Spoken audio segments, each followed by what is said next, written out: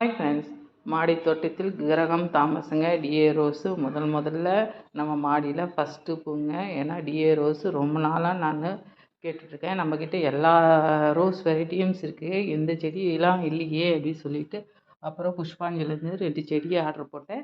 இது கிரகம் தாமஸ் ஒன்று, கல்கட்டா ரோஸுங்க. கல்கட்டா 300 அதுவும் நல்லா வந்ததுங்க. ஒரு 3 பூ பூத்துது. ஆனால் இதனுடைய வளர்ச்சி ஒரு நாட் ரோஸ் வெரைட்டி மாதிரி நல்லா பெருசாக வருது. ஒரு கொத்துலேயே 3 மொட்டு வச்சுருக்கு பாருங்கள். இதில் ரொம்ப அழகாகுது. ஒரு ஒன்றும் விரியலைங்க.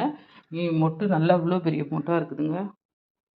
ஹாய் ஃப்ரெண்ட்ஸ், மாடி தோட்டத்தில் கிரகம் தாமஸுங்க. டிஏ ரோஸு முதல்ல நம்ம மாடியில் ஃபஸ்ட்டு பூங்க. ஏன்னா டிஏ ரோஸு ரொம்ப நாளாக நான் கேட்டுட்ருக்கேன். நம்மக்கிட்ட எல்லா ரோஸ் வெரைட்டியும்ஸ் இருக்குது, எந்த செடியெல்லாம் இல்லையே அப்படின்னு சொல்லிட்டு அப்புறம் புஷ்பாஞ்சலிருந்து 2 செடி ஆர்டர் போட்டேன். இது கிரகம் தாமஸ் ஒன்று, கல்கட்டா ரோஸுங்க. கல்கட்டா